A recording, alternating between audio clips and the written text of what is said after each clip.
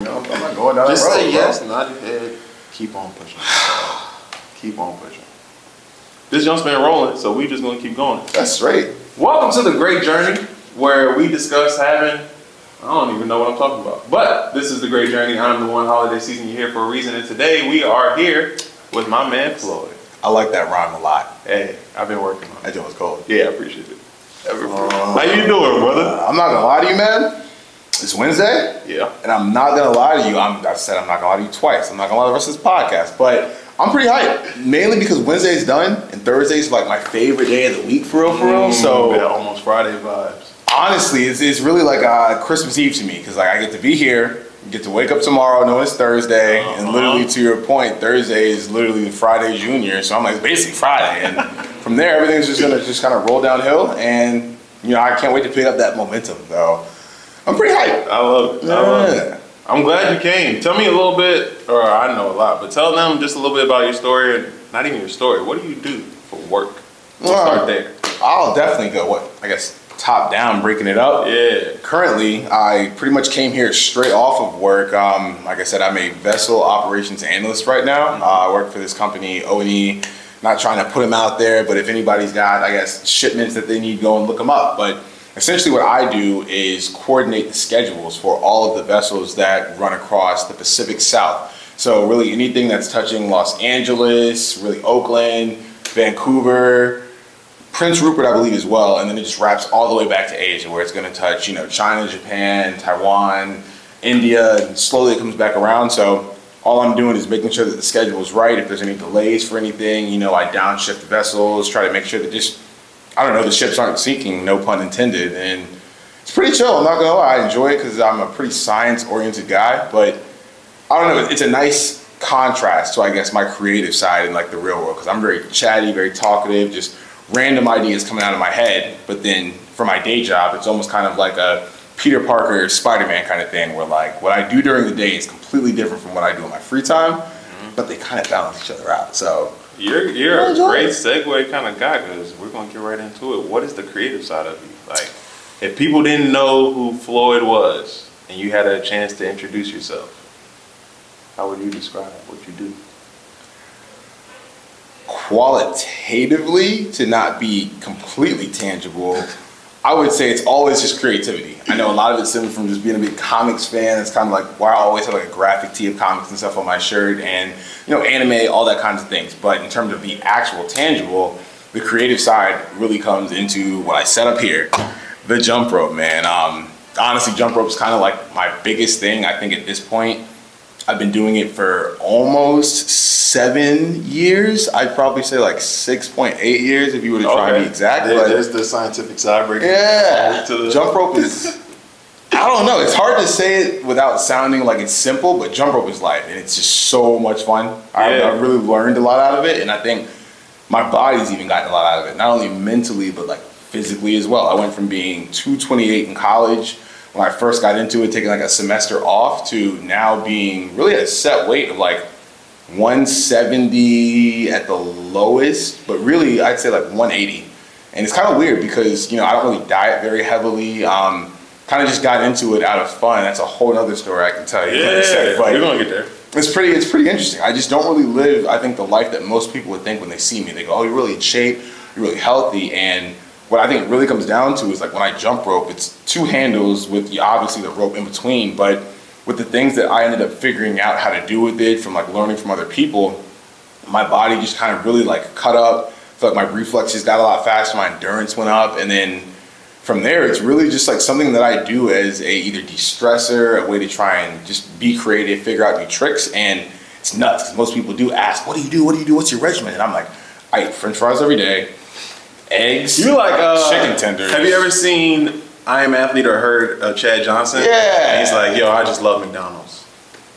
I would probably say the equivalent to that is anywhere that sells fries and every single stir fry or hibachi spot you have around. Like, I just All right, give me your top 5 fries before we start getting into it. All right, since we're local in the Richmond area, I'm gonna throw out Burger Works off the rip. They're all the way up there on Broad Street, up there in the like Innsbrook-ish area. Okay. I had a friend that used to eat burgers there all the time, and I never really got the burgers, but once I got fries there, they did this thing with like sriracha seasoning. To die for. I get them every Sunday whenever we watch football, and sometimes I'll just get the seasoning just to add on other stuff. Because like I've tried to find other sriracha seasonings, doesn't really work, so I just get theirs. But outside of that, going chain wise, yeah, a lot of people go McDonald's is #1, and I think they're just a very classic fry. Like I'm not saying that they're not good; they are very good, but you can get them anywhere.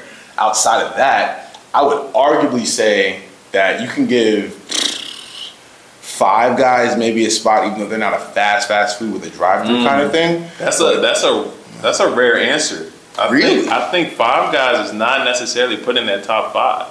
I've heard a lot of people say that Five Guys is too flimsy. That's the French fry aficionado here. Come on now. You have to say, cook them crispy. And articulate. When I tell them this, whenever I go to like the BC joint, I'll be like, I'm gonna get a large fry Cajun, and they go, all right, thank you. And I go, cook them crispy. I like that. And then they kind of look at me funny. I'm like, I just really like you, my fries cooked. Yeah. I got you. That's so smart. I'm gonna do that. I've never done that. That's, yeah. Okay. I will say, you put me on. Outside of that, I don't think you can really go wrong. I think Chick-fil-A is going to sit up there in the top 5 just because you don't find waffle fries everywhere. Yep. And they're never really like poorly done. Outside of that, in my personal opinion, grew up on this when I was in North Carolina. They put one up here probably in high school. Bojangles fries. Amazing. Yep. And then, shoot, I got 2 more to fill in the slot. I will say maybe not now, but when they first did the sea salt, Wendy's. Yes. It hits. And Wendy's fries, I'll stand on. They're not good cold, but lukewarm to hot. I'm not gonna lie to you. And then, shoot, like, those are the places that I really get my fries from regularly. So it's hard to say outside of that. But yeah, honestly, I'd probably say from when I've had them before, Whataburger. Yeah, they have really good fries. I like Whataburger. You know what I'm saying? Yeah. Everything else is gonna be some actual restaurant, but yeah, them joints. Hey, it's carbs, and I think with all the jump rope and the calories I burn, yeah, it's pretty much what probably keeps me at an even point. Like everything that I put on, I literally used to burn off while jumping rope. So I think that's where the potatoes come into play. I don't know, maybe I'm Irish in a past life, who knows? So from, you said you was like at the highest, like 228, and now you're kind of at a standing weight of 180. How'd you get to where that was, and what made you think of, hey, I need to make a change? Like, I'm not gonna cap, man. I'm not gonna cap at all. So to say it very simply and not to talk too quick about it or too long about it, I was always considerably the bigger friend in a lot of my friend groups. And like I said, I don't really think I ever had any body image issues, but all my friends were track stars. They were wide receivers. They were tennis players, baseball players, you name it. And like, I used to just always want to be able to keep up with them. Like, and don't get me wrong, I would go out there and do all the workouts with them, even on the weekends in high school we were hanging out, and like I would be the one gas. Like I know one time we went to do Ding Dong Ditch, and I kid you not, I didn't even ring the doorbell. They let me get like a lead start. And then as we're running, I see both of them just hawk me down, and I'm just like, so in college, essentially, I kind of just wanted to find a way to get active again since I wasn't doing sports anymore and I wasn't playing anything in college besides IM. So when I took a semester off, you know, with my name being Floyd, I ended up seeing a video of Floyd Mayweather jumping rope. And I still remember it to this day. You can look up Floyd Mayweather jumping rope. It's him with this like yellow PVC rope. And he was going stupid. And I was just kind of like, that looks really dope. Like thinking back, I had really been into jump in when I was a kid. That's what a lot of people ask me about whenever they see me jumping rope with like Corbin Blue. And like, I was like, you know what, maybe it is time to like try and get back into something that gives me like a drive. So I said, we're gonna test out jump rope, see how it goes. And so from there, pretty much I was just going to community college here in our area, worked a job and only had like maybe like 4 or 5 shifts. So I had a lot of free time. And I just said, you know what, I'm gonna start seeing how good I can get a jump rope with just like basic skips. It got very repetitive very quick, but I did enjoy the fact that, you know, whenever I had my music, I kind of had something that I could keep a tempo to. So from there, I ended up finding these guys on YouTube. They're called the Jump Rope Dudes. I think if you look them up now, they're the official Jump Rope Dudes. But to the point, there were 2 guys, Dan Whitmer and Brandon Epstein. And shout out to those guys because I kid you not, that whole semester off, I ended up just watching their videos nonstop, almost the way some people would probably binge TV. Yeah. Because I started seeing that like there's a lot more that I could learn to get to that same point of that Floyd Mayweather video. So a lot of it was side swipes or crisscrosses and maybe even a little bit of EB action, but and double unders. Everybody loves the classic double unders for training, but either way, I got pretty solid at the tricks, and I just kept doing them nonstop over the summer. Ended up going back to school that year for my senior year, and like I said, it was fun to go back to college, but I did realize that like everybody wanted me to hang out, party and all that, but like I really felt drawn to like keep jumping rope. So what I used to do was jump rope with my friends while they were all hanging out and talking while we were at our fraternity house. And they would always just kind of like stop me. So eventually I just got to a point where like I would jump rope early in the morning when, you know, nobody was up yet, or I would just go find ways to get away and work on it. And then I would say it ultimately sparked off, or like the real catalyst for me getting into all the tricks and crazy stuff was I ended up going on a trip to LA for spring break. And so while I was out there, we were out at Santa Monica Boulevard, you know, just jumping rope out there at Muscle Beach and things like that. And on the way out, with the friends that I went out there with, they were all vlogging this, and I tried to find the video, but Dan and Brandon were actually out there apparently shooting content. And so they were going by on these bird scooters, you know, yeah. And they like, I'd say almost hit me, like they were off by like an inch, but enough for me to like move out the way, like, oh my gosh. And so they stopped. Yeah. And they were like, I'm so sorry. And then they kept going because I presumed they had somewhere to go. Right. The second they stopped and looked at me, I knew immediately, and I'll never forget it because I was just like, oh my gosh, you guys are the jump rope dudes. And so like my two friends were kind of like looking at me like out of context yelling, what is he talking about? I know he's loud, but what's going on? And I remember I left them immediately. I just started sprinting after them on these bird scooters. Right. So I finally caught up to them, stopped them, and they were like, what's going on, what's going on? And I'm like, dude, you don't understand. Like I'm talking verbatim the same speed. I said, you guys are so cool. I've been following you. I'm from Richmond, Virginia, and I took a semester off, and so I just really wanted to get into jump rope, and I saw this video of Floyd Mayweather, and I was just like, oh my gosh, you guys have so many tutorials. And so they were just like, whoa, whoa, whoa, whoa, whoa. Like, what are you saying here? And I was like, long story short, I'm from Virginia. I really like your jump rope videos, and I've gotten good at jump rope from it. So I pull out my phone, I'm like showing them a couple of them, and then they're just like, whoa, whoa, dude, like you're actually really good at this. Like I think, you know, you should post and share with people. Like that you pretty much done what we set out to do. You've gotten into jump rope. It's a really good and helpful thing for you. So why don't you share that with the people in your area? Because I was just really saying that, you know, I'm from the other side of the country. There's not a lot of people in Virginia that jump rope. And so from there, I just started deciding to post videos. And I would say, you know, along with that, people would always ask me like, oh, Floyd, you're so much slimmer than you were in high school. Or, oh my gosh, I didn't even recognize you. And I used to always just say, it's the jump rope. And I feel like between the amalgamation of having everybody tell me about how much they didn't recognize me, or, you know, how in shape I was, thinking about the lineman that I used to be, with the exact point that they were like, you should share this and post this, I just kind of got more driven internally to want to like share videos. And it's honestly been weird just because of the fact that I have to now figure out how to make tutorials or, you know, things like that. And it's really been a fun journey, but yeah, like from that, I don't know. I think at this point now, I just kind of always have an urge. I hear a song, I'll see a video, really anything. Yeah. There's always a thing every day that makes me want to jump rope, and I guess keeps me slim. And I don't know, I feel like I'll probably be in good shape for a long time sticking with it. So. I love it, I love it. You come on through, man. Yeah. You're good. How you doing? You're good, man. How are you? I like the suit. Yeah, Hey, clean. I'm saying. I appreciate it, man. I gotta go speak with some college students, so I gotta look the part. Hey, I'm not gonna lie. Have a good one. Yeah, same to you, man. Good luck on the speech. I know you're gonna kill it. Thanks. He's so clean. Yeah. I would have it. I need suits like that. I'm not gonna lie to you. To the point of jump rope, I will probably be jumping rope at my wedding in my suit. It's the only time I think I'll do it because I've thought about it now. I don't want to rip the suit, so I'm like, oh, I'll leave it alone. But yeah. Man, I'm listening to the story, right? And I'm just thinking, we were having the discussion of life main character syndrome, MC syndrome, or even life's a game, how do you play it? And just one, I try and piece together, okay, how did we get to where you were at, to where you can meet said people? Like, serendipity, almost like a golly coincidence of how this happens. And I'm just like, bro, it's so dope that you were committed to the little things.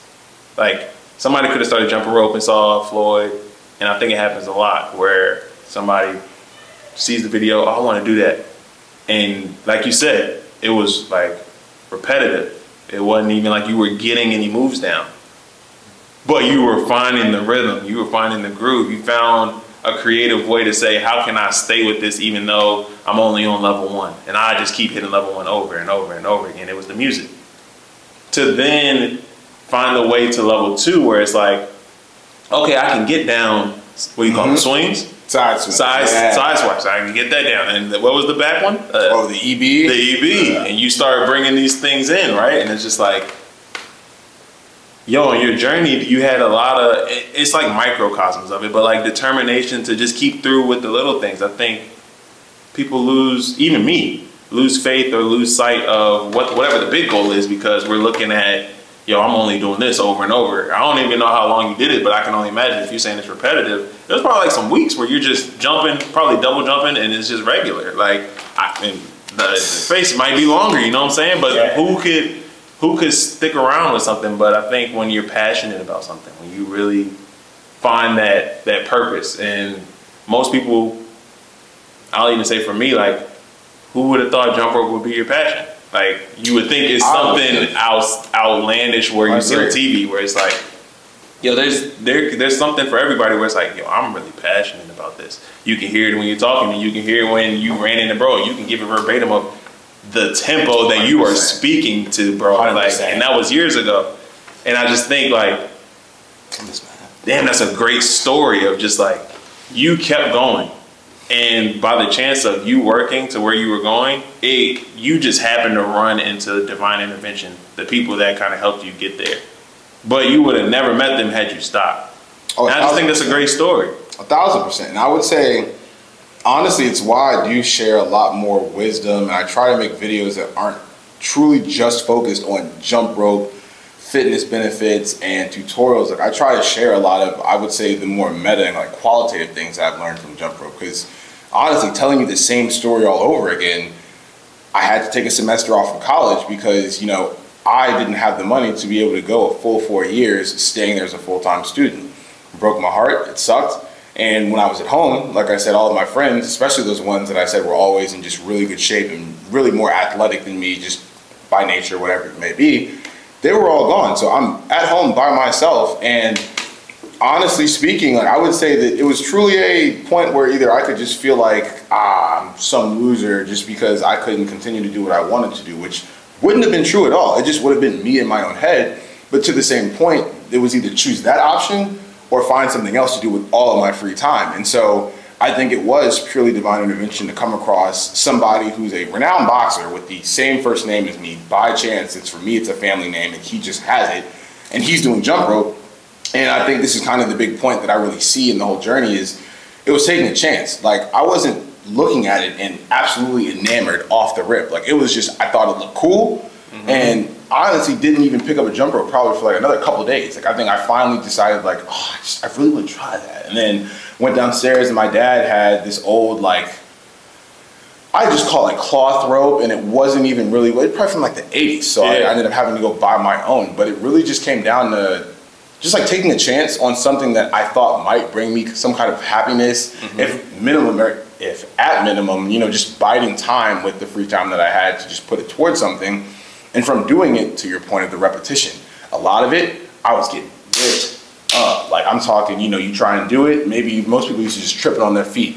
Talk about taking slaps to the neck, trying to do a side swipe, and maybe, you know, it slaps you like right here. I know a lot of times I would maybe get hit in the face, and honestly, like, even with the whelps and things like that, you would wonder why would somebody want to keep going with that. And this is where I say it's very more meta than I think most people see it is.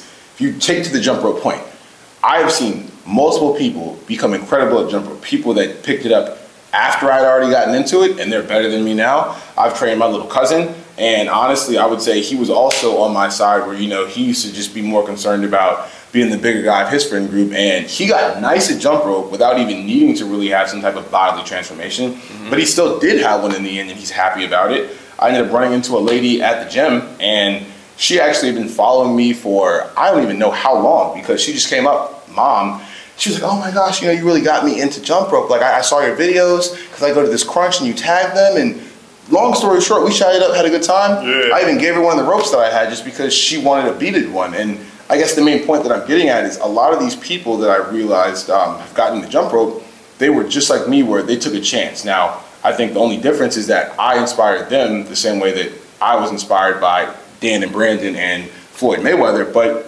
it really just starts with trying something, even if you don't feel this ethereal drawnness to it. Like just give something a shot, and typically you can find meaning in it if you do put in the effort into the point of, I think where I stand on a lot of things, faith that, you know, it can serve a higher purpose. Because for me, at bare minimum, I was like, this will pass my time. Arguably, I will burn calories and work out since I don't feel like driving to the gym all the time. Right. And literally with those two things combined, I ended up finding more tricks. Obviously, social media exists, so I started looking up people on Instagram and Twitter, and it's crazy, we think Twitter, but both of them combined, TikTok wasn't even around yet, and I'm seeing stuff where people are letting go of the rope with one hand, and they're called releases. So then I'm like, well, how do I get into releases? And from there, things just kind of started to build, and then before you know it, I'm in San Diego going to meetups, I'm in Phoenix going to meetups, I have people around here asking me like, hey, do you want to do a class? And I would arguably say that I tell somewhat at least 30 seconds of this story every single week, if not every single month, because somebody wants to know, like, how did you get into it? How did you get into it? But yeah, the big thing I see is that sometimes it is taking a chance. I think some people feel like most things are predestined in life, or that, you know, you're going to see something and know that's for me, or like that's the one. And I would honestly argue that sometimes it's the exact opposite, that you get into something and you don't know why you got into it. You just kind of just did it on a whim, and it turns out to be way more essential or, you know, integral to your life than you would have ever imagined. And I feel like that's really the true beauty in a lot of it, to the point of J. Cole, shout out Cole, is beauty in the struggle. You know, there's some things where you're gonna actually have to give it a shot and you're gonna fail. And where most people would say, that's not for me, you can be the one person that shows others that just because you don't get it, you know, solid on the first try, it can still be 100% for you in the future. You just have to invest and put in faith, and arguably at the end of the day, just hard work and patience. So yeah, the big thing that I was listening on that one is like, what did I want to say? Oh, I'm sorry, I talk this guy. No.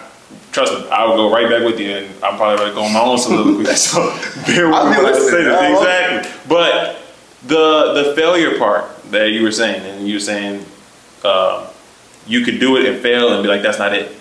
I think we were talking about it earlier, where it's like, yo, it's even better that you did it and failed rather than not did it at all, because the analysis paralysis of just like, yo, you will be in your head so much. Prime example, there's times in the morning where I just don't want to get up. Like, I'm working on getting up at 5 every morning now. Because I feel that heavy. Yeah, but there's been some mornings where I missed the mark, and I might wake up at 8. I might wake up at 9, because, you know, I'm waking up whenever I wake up. And now I'm realizing that that's better for me. Like, I know my body knows me better. Whatever sleep I need, I'm going to get it, right? All right, she could have came, that's cool. But the part where you fail and it's good, failing is, I think, net positive either way, because you're either going to find out you don't want to do it and you're going to go do something else, or you're going to find out I failed and I love this. Even though I messed up and even though it wasn't it, yo, what if I got this right though? What if, oh, I only messed up on this part, but I could do this, and now I got it. And then you get it, and then it's like, well, what else can I do? What's next? What's going on now? And the same way that I'm hearing you talk about jump rope, and it was like, yo, I did this, and then I got messed up, but now I'm doing this, and now I'm doing this, and it just starts adding on. Same thing happened with me with camera work. Bro, if you guys want to come on, you guys are good. Hey, man. Makes it natural. It's not like the world can't have more than 2 people. Exactly. Here at the Great Journey, everybody's welcome. Come on down. But, a little foot up. But, same way with me. So I was saying with the camera work, I didn't even imagine I was going to get into cameras, or even what I think I tell my story now as. It's like being a storyteller. I never thought, I thought I was going to play basketball. I thought I was going to go overseas. That was my passion. That was my dream. That was the thing I was most drawn to. I did it all through high school. I went to college and tried to do it, and then I went overseas to go on these combines and events. I played basketball overseas for a little bit, and I was like, yo, this is it. But then it took so many failures where COVID happened, 3 times, stopped a couple contracts, stopped like 3 contracts. The last one, I'm about to go to Cabo, and they started shooting on the beach, the cartel. So they're like, hey, bro, we're going to put this on pause until we can get our country under wraps. And I'm like, yo, it's been like four tries at this. Maybe I should like just stop. Maybe I should just pump the brakes. Bro, I did not know all that. Yeah, bro. I had 3 contracts that stopped because of COVID. The 4th one, I was about to go in January of 2022. I was about to go 2022, and December get a call and they're like, "Yeah, Cartel is shooting on the beach. We're gonna have to cancel the season." So I'm like, "Yo, is basketball really for me?" So I had to pivot. I had to figure out what was like really in it for me. What did I really want to do? And the next thing that I thought of doing was, I needed motivation myself from reading books. Let me just selfishly give them out to the world. Let me just go ahead and post them Monday through Friday for a year, and we'll just see what happens. Like, I have no clue. I have no thought of what.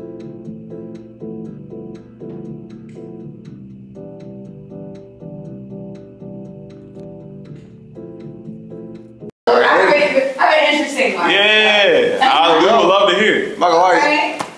Shit, you got one too, bro. All I've known is literally this. Like, I've seen you just going around meeting people, really just getting a lot of wisdom out, kind of really going places that I didn't even know existed, like the InvestCon and stuff. So yeah. I'm just enjoying hearing you tell your story. Yeah, I did not know any of this. That's crazy. Yeah. So I ended up, like I said, doing the quotes for a year straight. Didn't know what was gonna happen. Didn't have really any clue. I just took it one step at a time.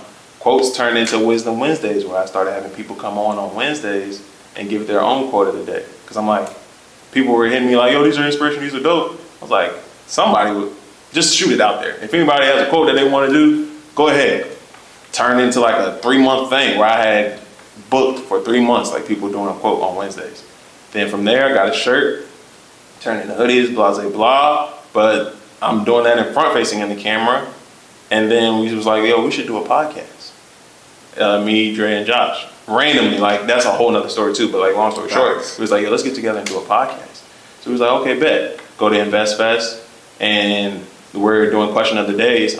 That's when I first started question of the days. I'm not gonna lie. Yeah, I appreciate it. So we started doing them, and next thing you know, the Tabiti, he was like, "Yo, get me on your podcast." So while we were going around talking to all these people, famous people, like people making millions of dollars and millions of dollars for other people type, we're just like, "Yo, if you got 30 seconds, we'd love to talk to you about this, blah, blah, blah, blah." As we're talking to them, as we get the camera set up, we haven't even, mind you, we've never shot a podcast yet, but we're out there in Atlanta saying, "Oh yeah, we got a podcast, you should check us out." It looked like stuff that just pops up for you because, you know, I follow you, so I see your following, but it looked always like real. So that's kind of weird to think that's actually what gets your feel. When we talked to Tabiti, he did his question of the day. At the end of it, he was like, "Yo, let's get me on your podcast." So we was like, "Okay, bet." Well, we was like, "We ain't really shot nothing. How we gonna really get started?" We started with an iPhone 10 in 2022.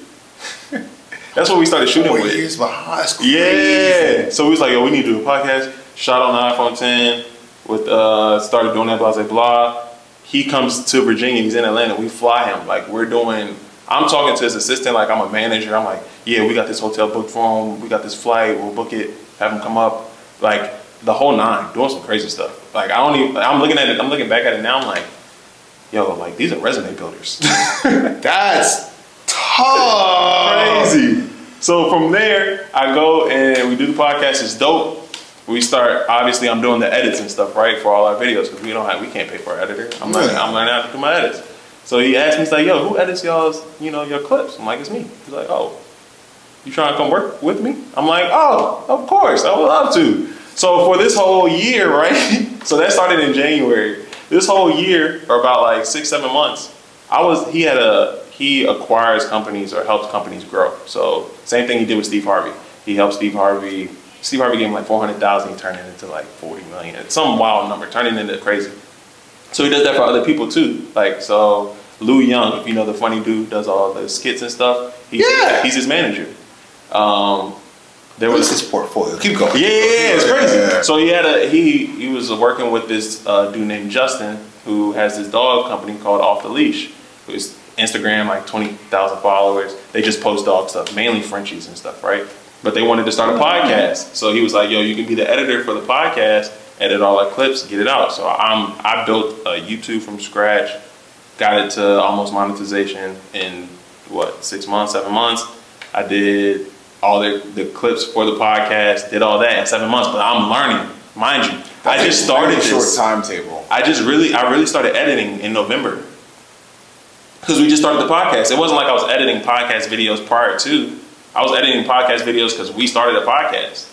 This is where I say it seemed legit, because from the outside perspective, you know, all I'm seeing is jump rope, jump rope, jump rope. And I see your joint come across, and I would genuinely forget I know you sometimes. Because I guess I met you through Cam, so I was like, oh, this is that's really crazy to think about. Yeah. The timetable there. Bro, such a small timetable. So that's where I'm looking at it like, I didn't even know. We bought a camera off the rip because we was like, yo, if we're gonna do this, we're gonna need to do it right. Let's get a camera. Next thing you know, I'm starting to work behind the scenes with the camera now. So instead of just shooting front facing, I'm like, let me just go to Big Ben, the Bell League basketball. Let me just go shoot, see what's going on. Do that. I do some, like, just random stuff. So now I can get behind the camera and kind of know what's going on. But that takes a world of its own now too, because now I work with, so Tabiti is Steve Harvey's chief strategist. Oh, he's up. That's tough. To the roof. But now my work was so good with him, or he saw the progression of what I thought was good at January to what it looked like in July. Steve Harvey's entertainment lawyer, Brandon Williams, went on 85 South show. So he was like, oh, I need somebody to edit his stuff. And I'm like, and he just hits me and was like, yo, would you be down to edit blah, blah, blah stuff? I'm like, duh, of course. Puts me in a group chat immediately. Boom. Hey, yo, this is B, this is AJ, AJ is B. I do 3 clips for him. So 3 clips. He was like, oh yeah, I got some more work for you. So I go down to Invest Fest this year, not only to do question of the day, so I'm front facing, but I also shot a video for Brandon behind the scenes, like work. And now I went back down there 2 weeks ago, roughly 3 weeks ago, he's starting to build his own brand now. So now I'm helping him build a brand. All his content, if you look at his page right now, the like interview style is like my work. I'm really about to peep after this. I'm thinking about how we've been like, I don't know, I would say like within the same circle. I think we talked literally not even a month ago, and I had no idea about any of this. Yeah. Just like, I've been chilling, you know what I mean? I'm working on myself, and I'm doing things. I'm just like, bro. That's like, I was like, I just jumped rope, and then little do you know, I just flew out to Dallas so I could do a meet. Like that's really cool. You're really humble. That's tough. I appreciate it. But to the same degree that you were saying, like, you're hard on yourself to a point where it's like, mine might be too humble. Where if you remember at Relay, Cam was like, nah, bro, tell them what you really do. Because I was just going to say, yo, I'm just a filmmaker. Like, and I'm cool with just telling people like, I'm a filmmaker. But I think in regards to that, don't limit yourself. Like now I'm comfortable with telling people what I do, because now it's led me to, bro, I'm like about to do something hopefully crazy in the next week or two based off of me just telling my story. So even with you, like analysis paralysis, and you were saying earlier, like, yo, I don't know what to post or I don't want to do whatever, just post it. You've already, like, put God in it, like, right. So we've been talking about God a lot, but I'm big on God. Yeah. Put God in it. If you've seen what he's done for you already, once you have the faith to know that he's going, whatever you're trying to do next, he got you. But when you put it in the larger context, I'm like, I feel stupid for not already agreeing. Yeah, fair. So like, imagine like the story you just told me is like, bro, I did this. You give it, your story sound like a celebrity moment where somebody comes up to you and is like, yo, I saw you once I clicked this, and you was like, hey, take the shirt off my back, take this jump rope. Pretty much. And it's just like, yeah, but I mean, that's how far you've gotten now, and you still talking about analysis paralysis. Now imagine if you just said, you know what? I'm grateful for where he's brought me. I can see everything he's given me. That gives me the faith to know that when I go this way, it's only gonna get better, because now I know more. I know way more than what I knew back then. And imagine when people say, if I knew this when I was 20, you 26 now, you know? Fair. Let's go. Fair. Let's go. Man, I'm not gonna, you're really hitting the money, because shoot, I think like starting with where you were at to the point of the failures, you're not wrong about, you know, them having a purpose. Like I would argue, just for anybody that is really trying to figure, can't be that easy, just get in the jump rope and get lean. I promise you, like, I don't think I lost any of my weight or leaned up and got muscle from the tricks. I genuinely would tell you that I burned more calories messing up consistently for an hour outside, either in the sun, in the winter, even at the gym, trying to nail one trick. Like, you know, I obviously have an Apple Watch. I would probably say in an hour doing jump rope, burn maybe like 260 calories when I first started. But when I started messing up and I was like, I want to try to get 30 skips in a row, or I would try to get 100 skips in a row, or maybe 1 minute in a row, every time I would hit my foot, I wouldn't try to stop and get frustrated. I would just go restart. Same with the double unders. Same with when I would try to do the mic release where you see me let go and spin it. The constant failures and going, just get back to it, just get back to it. It would turn into a whole hour of that. But then at that point, I was burning like close to 800 calories within an hour. And I think that is where I truly leaned up. And so now, you know, obviously I'd probably say I burn an average of 600 to like 700 calories for anybody who's curious. I'm casually jumping rope if I'm going hard and, you know, really feeling myself that day. It can be to the upwards of the 800s, but to your point, I got more out of having failures repetitively and trying to find success or meaning in them than I did from just naturally being good off the rip. Like, I don't think I probably would have been able to, you know, get as in good a shape as I have if I was just already good at it. And then to the same point of the latter half of what we were just discussing with, you know, having faith in God and things like that. Like I said, not trying to throw it out there, but I was a classics minor back in school. Okay. And one of the things that used to always throw me was, you know, just learning about Latin, Greek, all of these ancient languages. But to the point of Greek, their word for faith does not necessarily relate to the, you know, the God that we serve and so on and so forth, because obviously they're ancient Greeks, whatever, philosophers. But the way that they explained faith was essentially whatever the Greek word is, and I can't remember it right now, the way that it translates is, because in the past it has always worked, there's no reason to believe that it won't in the future. And like, logically speaking, you could argue that makes sense. Like, you could say, oh, well, you never know what's gonna happen in the future, but if all you have to go off of is your past, that's arguably the best place to start your, you know, solid ground footing to work toward the future. So with the jump rope, when I do look at the past and see like all the mistakes that I had and, you know, how I was doing it when nobody even knew that I was getting in the jump rope, and seeing where it got me before I even shared that, as I hit that catalyst where people told me to share, that's kind of why I decided to keep it transparent. And I would say, not saying I'm out here for clout, because I just like sharing it because of the same way that they told me that, you know, you should share this to inspire other people, the same way that we inspired you. My hope is that that can continue, whether it's someone I know or someone I don't. But in doing so, I do think that my future has arguably, well, now it's past, but the struggle in the time. In that present that is now the past, the future that I was looking forward to and didn't know what happened ended up being so much fun, and it is now my past. So to the point of those jump rope meetups, going out to like New York and Times Square, I know I did a video where I just started to jump rope out there. People started recording me and stuff. You know, people asking if they can follow me. I went to Minneapolis. This lady wanted to throw money in my hat because it fell off my head while I was jumping rope. And like, all of these things are now a past story that my past self had no idea was within the future of. But it was all due to me enjoying jump rope and everything else that it brought me along the way in the past that gave me the reasoning and courage to, at bare minimum, say, screw it, why not keep doing it going forward and see where it goes? And at best, gave me the hope that, like, I feel like this is really gonna, you know, open up some cool opportunities and stories for me. And so I think you're right. Like I said, whether it's getting my own jump rope or, you know, going somewhere else and having my own meetup, personally speaking, I think just because there's not a lot of people here in Richmond, I really want to do like an RGA type meetup day. Let's do it. Come on. Yeah, whatever's going on. Let's do it. Yeah.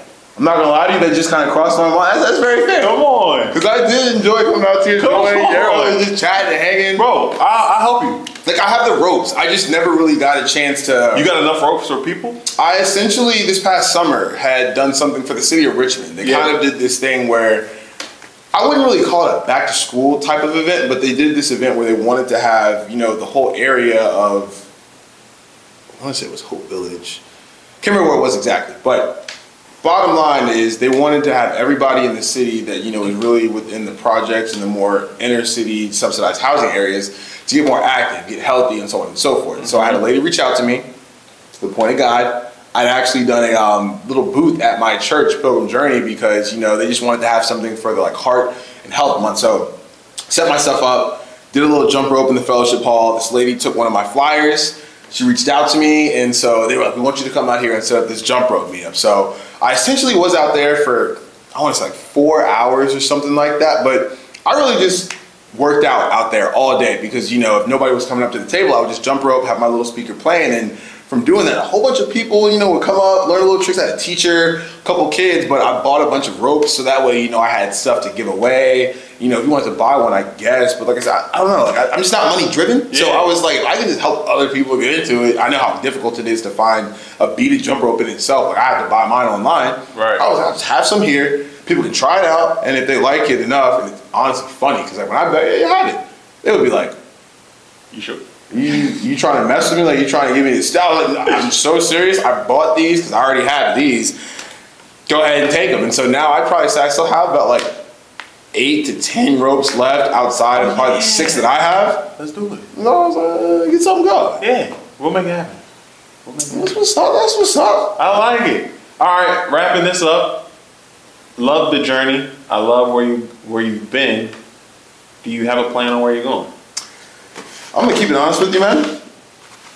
I've been working on that a lot more. I think living life by faith is always great, and I think that's kind of just why I do wing a lot of things. I just feel like it will all work out, but at the same time, to the point of, you know, what we had talked about earlier as well, sometimes preparation can help, you know, really ferment the faith that you already have, because you can always have faith things will work out. But the second that the opportunity presents itself from the faith that you had and what you wanted in the future comes, if you're not prepared, you can still achieve what you were after, but imagine if you were prepared, how much more you could actually achieve. So I'm working on actually being a little bit more intentional. I know in terms of the jump rope, like I said, I don't really have any like monetary goals with it. I think I just want to be able to reach as many people as possible, really personally be consistent in sharing videos and posts, because I understand that some people just want to see new things while others don't have the time to backlog years and years of videos. Right. So I want to try and be more intentional with having everybody be able to find stuff that they can not only get into as a beginner,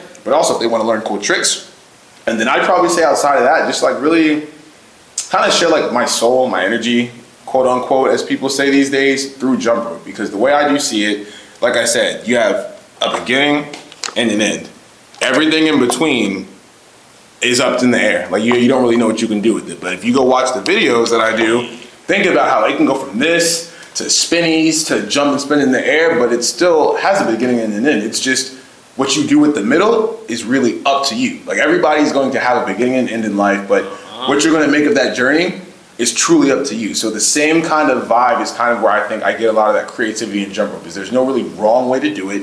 You see some people where they'll just purely rap all day. They never even jump over the rope, but maybe once. And it still looks incredible to watch, and it's still incredible to try and figure out. So I think if I can just continue to do jump rope, expand into different facets and styles that, you know, really inspire me when I just watch people's videos on social media, because that's really how I got good, was just being inspired, slow-moing what everybody's doing when I screen recorded, and then even like reaching out, trying to DM some people, ended up getting numbers, calling, FaceTiming people, but really kind of emulating the same thing that I do to get better, to get other people to realize this is how they can get better, not even just with jump rope, but like in life. Because if you do that with anything, if you want to cook, you start screen recording how people cook or good recipes, and then maybe you DM them every once in a while, "I'll add some spice to this." That's literally how you end up building the network like you were just talking about, and also really just building a toolkit of whatever you have a passion for. So I don't know, man. Like I said, I would say I'm intentionally trying to find out where this is going to take me. So I love it. Yeah. I appreciate you coming, bro. This has been a good one. I appreciate knowing you, man. This has been cool to be on here from watching on TikTok enough and Insta. So I appreciate it. I feel goofy. Hey, stay goofy. Hey, if you're still here to the end, make sure you like, comment, subscribe, all those fancy stuff. And even if you don't, I'd like to say thank you to those that actually like, comment, and subscribe. It means a lot to us and the world. We'll catch you on the next one. Until that next one comes, check one of these videos that are up here. Where do you put thumbnails? It's like, I don't know, somewhere. I don't know. Okay. That's why I just started pointing. I want to start doing that in videos.